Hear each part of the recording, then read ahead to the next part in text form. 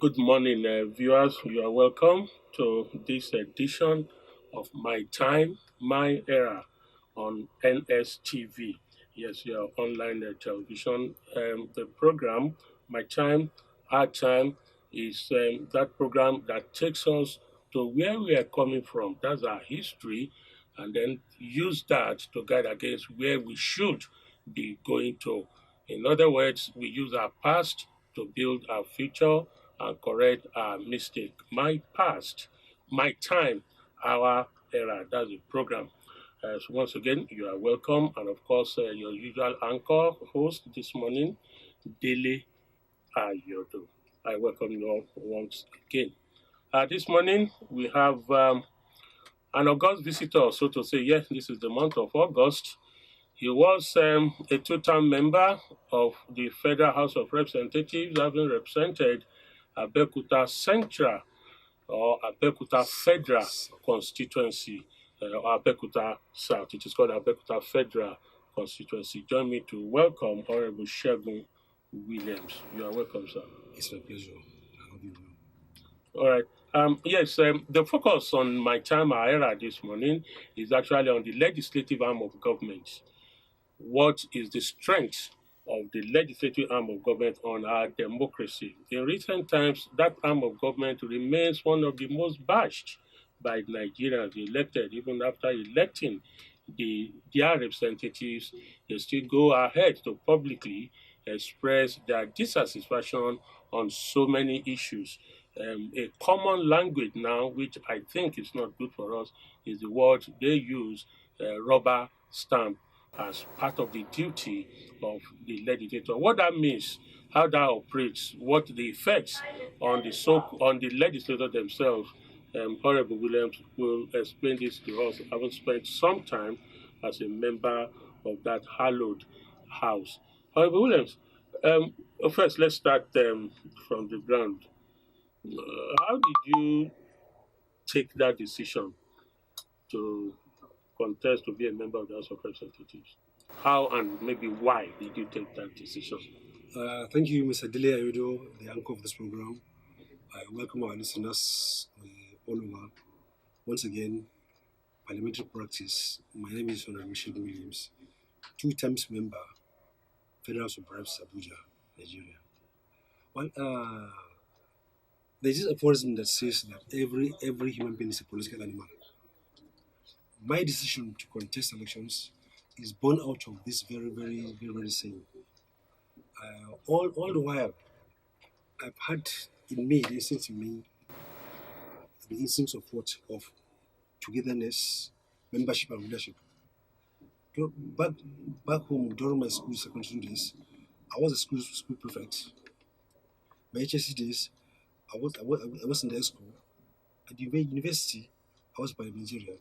And even when I was in National Assembly, I was the first bona fide, popularly elected first chairman of the Assembly Legislative Forum, which comprises 36 states and federal capitals. I won elections in Abuja. So it has been a meet. This has been a meet. It's like it's inborn.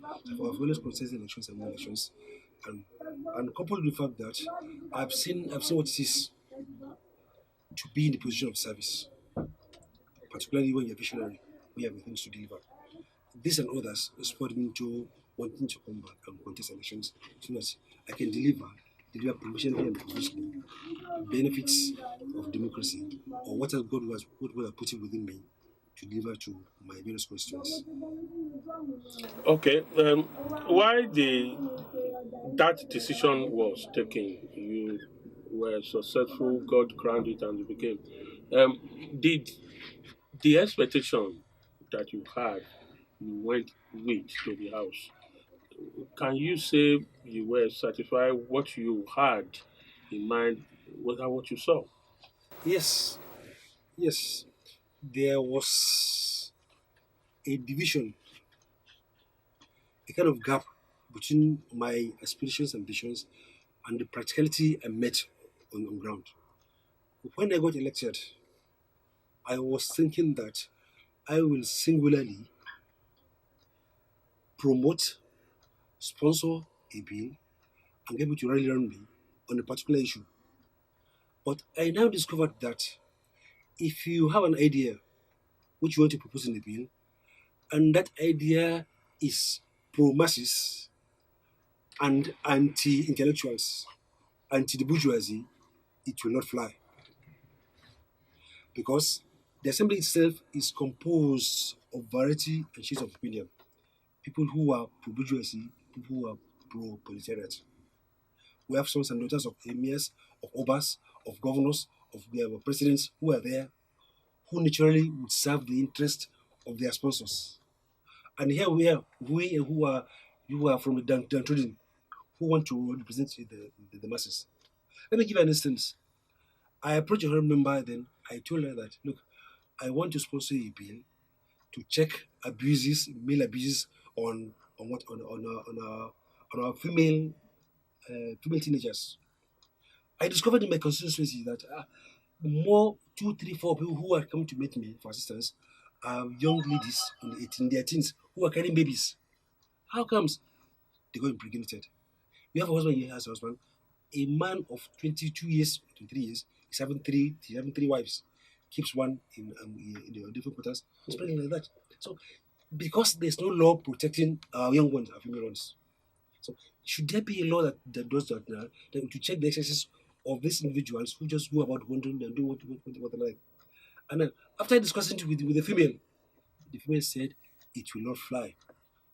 Why wouldn't it fly? He said because some cultures, some ethics, some cultures, some positions, and some religions permit it.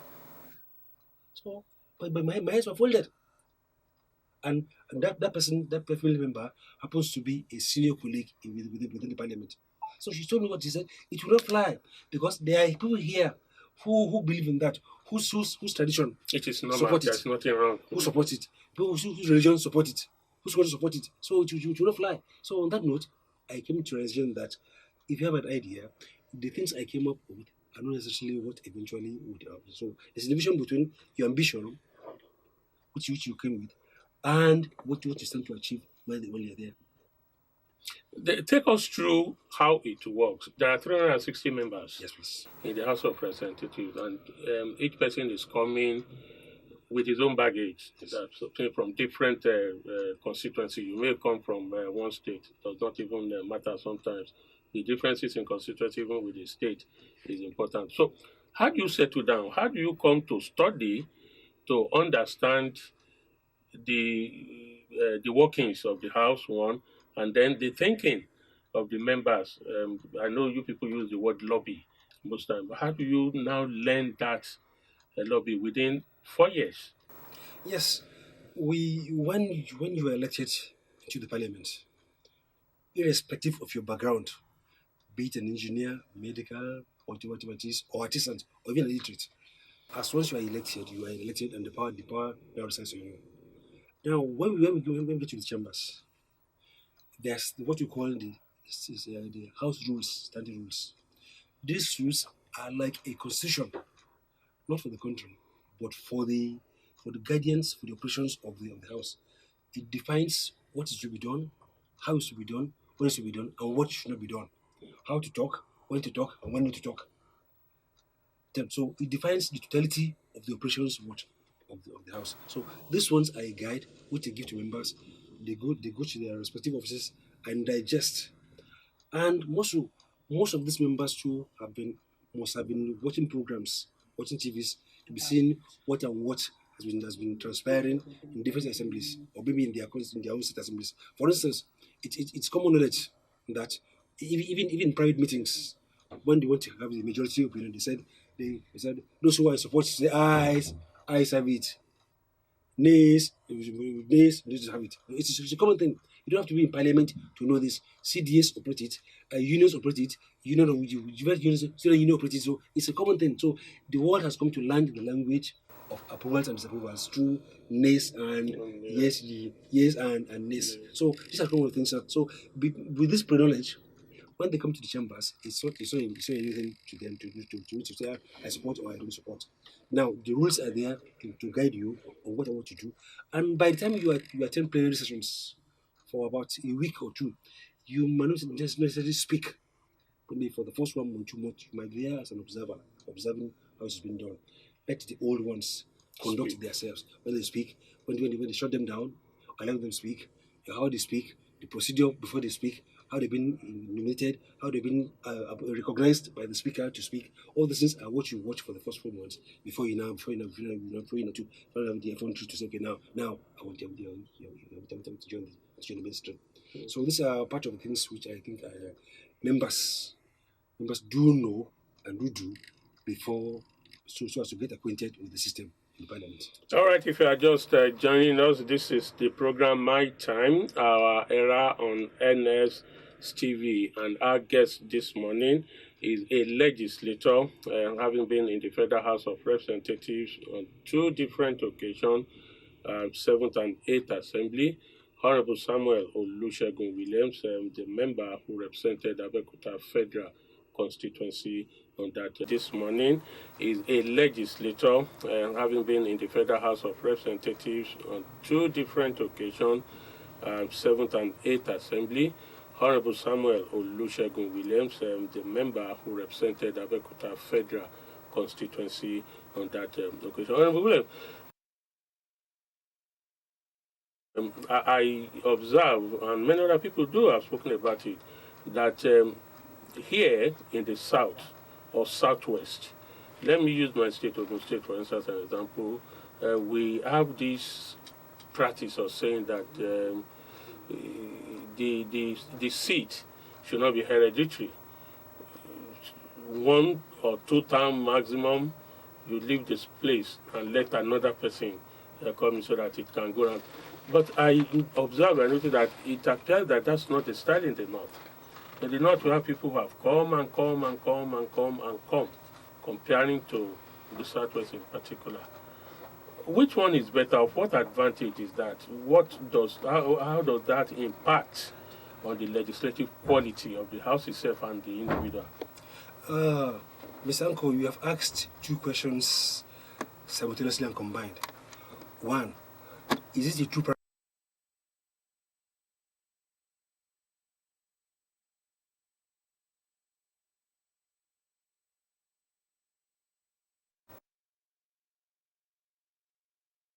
it is a norm or general belief that you cannot come 2 times or 3 times, 4 times repeatedly in the southwest.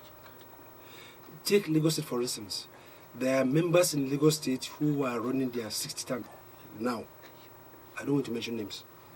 But Lagos, we always say, is a different. But Lagos is a different state. Geographically part of the southwest. Yes, it is. Yes, if it is, then Lagos is a case in point. We are as long as they deliver, as long as the constituents vote for them, as long as they win the primaries, whichever way the primaries won, they won primaries and they are elected. Simple. So it is not general norm in the southwest that we don't believe in this now. Yes, there might be little variations in some states. For instance, the state you happen to come from is incidentally the state I come from. Yes, it was the belief by some that yes, you cannot come more than 2 times or whatever it is now, but 2 occurrences has broken this jinx. In the Senatorial West, the West Senatorial District, the late, yes, there is a candidate who is still serving now, who is on his 4th time now. I will not mention names. He's serving his 4th time now. From Federal Constitution. Very good. He's serving his 4th time now. Even in the central, there's a candidate there now who is serving his 3rd term.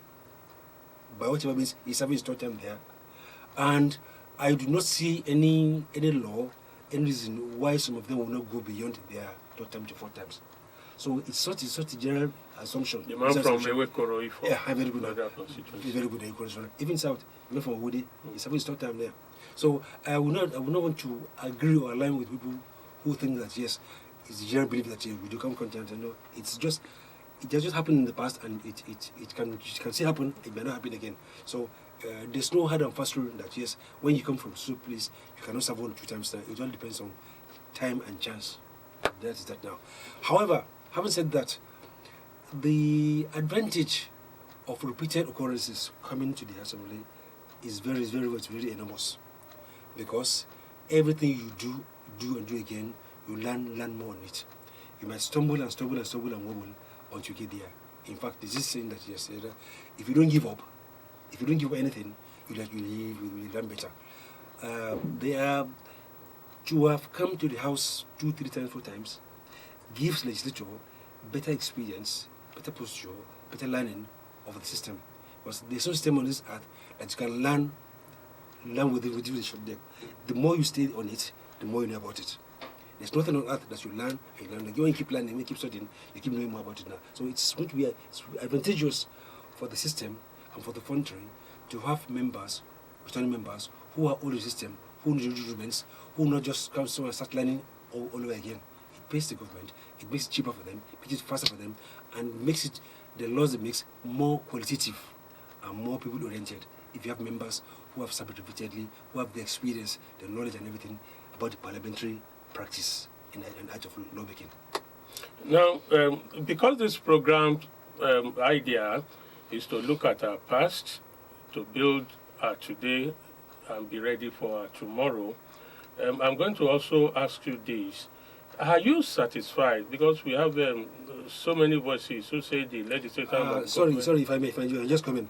I just want to derive the example from just the last topic we just talked about, from the claims. If you look at the Americans, where the democracy is really practiced and where we drew our democracy from, in there, the immediate past speaker, what was she called? Nancy Pelosi. Nancy Pelosi is about 80-something years now, and she's been in the parliament for over 50 years. Robert Kennedy, who died some years ago, who was called the Lion of the Senate, was in the Senate for over 50 years. So that tells you that yes, the more you're there, the better you are, and better for the system. All right, so to my question on using our past to build, to be ready for today and build tomorrow, there are a lot of voices out there who believe that the legislative arm of government have not measured up enough to the commitment the Nigerian government has given it. What's your opinion on that? That's where they come with the use of the word rubber stamp, and they generally say they are not satisfied with what the legislative arm is producing for them. What's your position on that? Yes,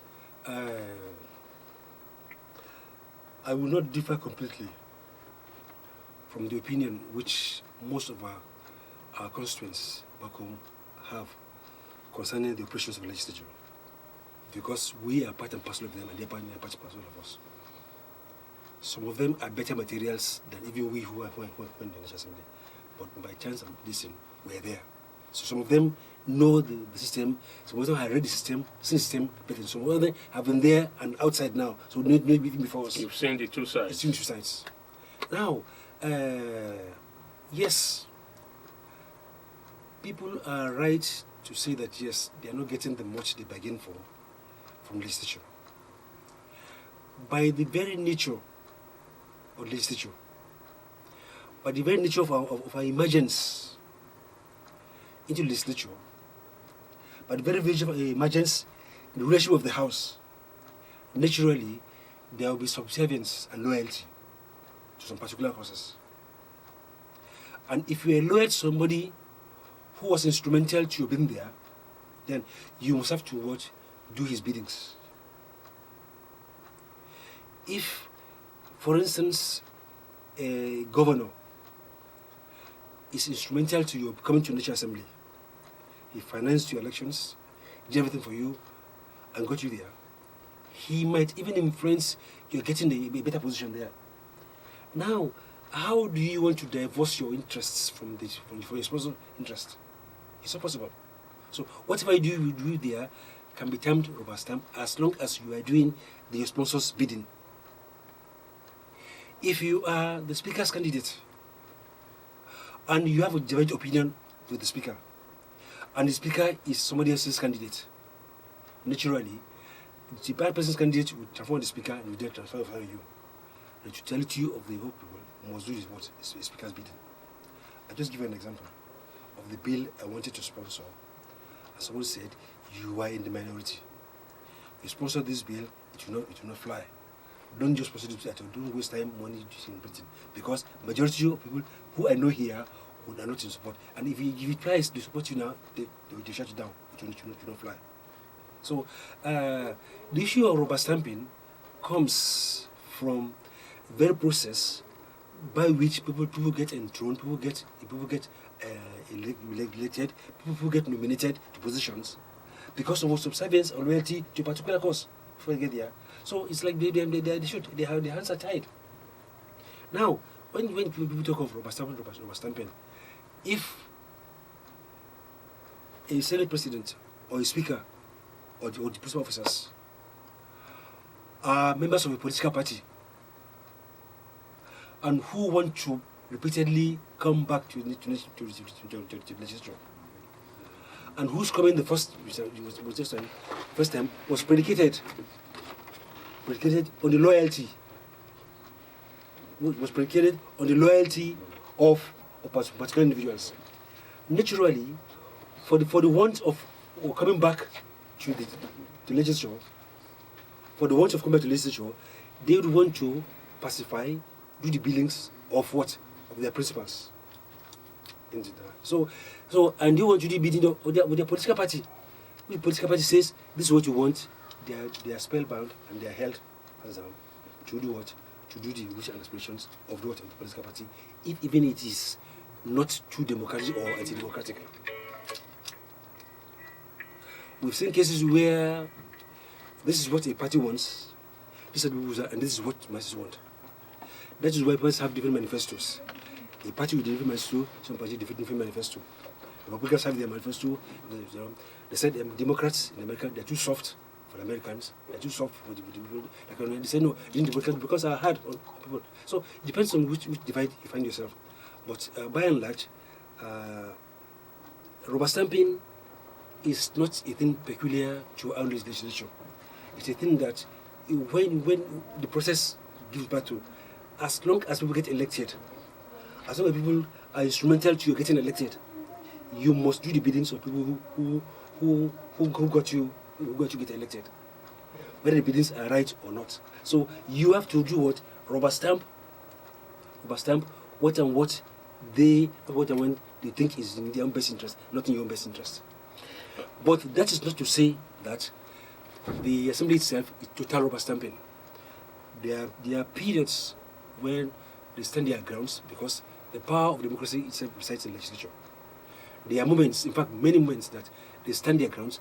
If you compare in percentage-wise, the powers the legislature expressed, rubber stamping a thing might not be minuscule, but just be 10% of what actually happens there. But majority of the legislature, they exercise their power, use their powers to do their bidding well than them.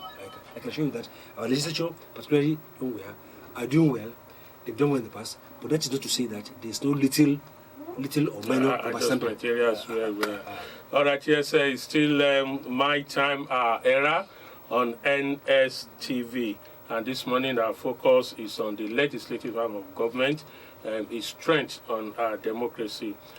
If the telephone line, because there will be opportunity for you to be a part of it, you can call in to ask my guest this morning, Honorable Segun Williams, a two-term member of the Federal House of Representatives. Your own question from all you have heard. In case the numbers are not on your screen, take your pen and paper and write it down. It's 090-160-97. Oh, are we already getting the calls? All right. Hello, good morning. Hello, good morning. Yes, morning. Hello? Good morning. We can hear you clearly. Just tell us your name and fire your question. Hello, good morning. Morning. Morning. Hello?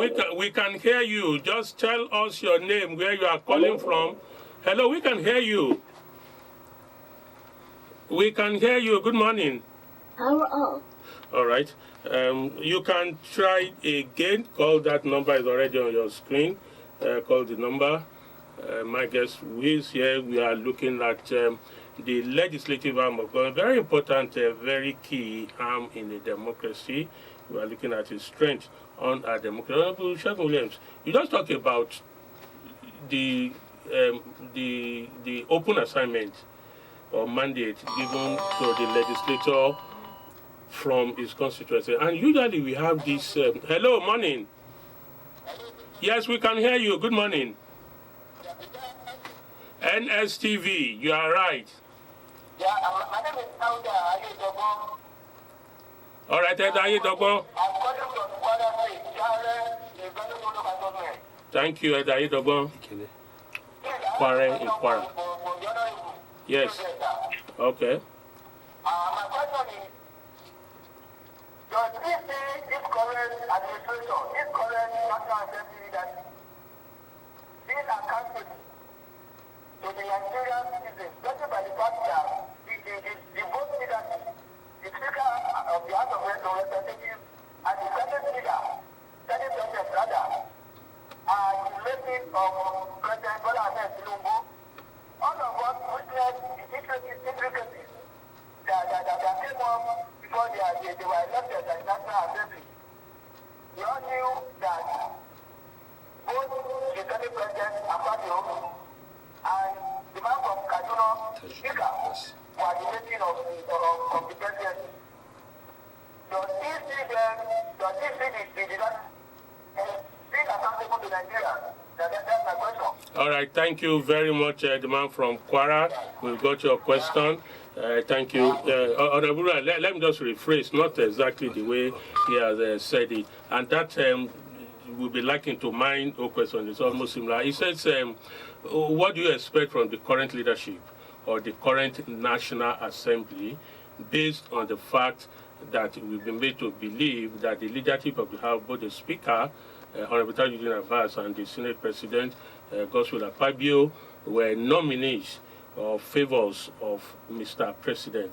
Do you think they will, what do you think they will be doing to Nigerians or to demand the executive amalgam? And my question, similar to that, is this: because when you talk about mandate, it is believed that you got your mandate from your constituents. Those who voted you in are actually the ones who gave you the mandate. But the reality is that you also got your mandate from your party. And often we talk about party supremacy when many of you are together in that kind of congregation. How do you separate it? Which one should come first? What should be the expectation of those you are speaking for, you are representing, which is similar to what the man from Kwara just wants to know? Well, thank you very much. The emergence of the Assembly leadership, 2023, has been a subject of debate, discourse in political circles. Is it new first? It's not new. Is it the first time it's happening? It's not the first time. However, I cannot vouch and stand my ground that these candidates are the president's candidates. I don't have that evidence. But I do know that they are the party's candidates. And if they're the party's candidates, then the parties must ensure that, yes, they fill in whoever they think, irrespective of whether he does the what, constitutional responsibility or not. No. That one becomes immaterial. The constituency responsibility It becomes immaterial. is the one that is Immaterial now. But the constitutional responsibility, no, the constitutional responsibility becomes immaterial. immaterial. The Constitutional constituency responsibility becomes material. material for them. But as far as I'm concerned, what did you bring home? We sent you there. What did you bring home? If the laws, we're going to make good laws, fine laws. Is it fine laws we're going to eat? Are we eating fine laws?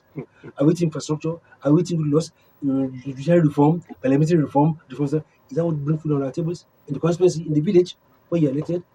So we elected you. Our son is there. Bring back what is going to put food on our tables. That is where the issue of parties, feasting, you must service your constituency. birthday party, funeral ceremony. That's where it comes in. And if you don't do that, you are at the risk of what losing your chance. All right, so that we won't be at the risk of any penalty. We appreciate you, Honorable Samuel Olusegun Williams, our guest on the program My Time, our era on NSCV this morning. And our attention, our focus has been on the legislative arm of government, its strength on our democracy. I appreciate everybody, from the engineer to the camera to those who came with Honorable Williams who made this possible. And of course, all of you who were out there viewing it. Yeah, I know there were inches over the telephone lines, but for those who were able to call in and get through, I thank you. Dele Ayodo is my name. Have a wonderful day. Thank you, viewers. Have a nice day.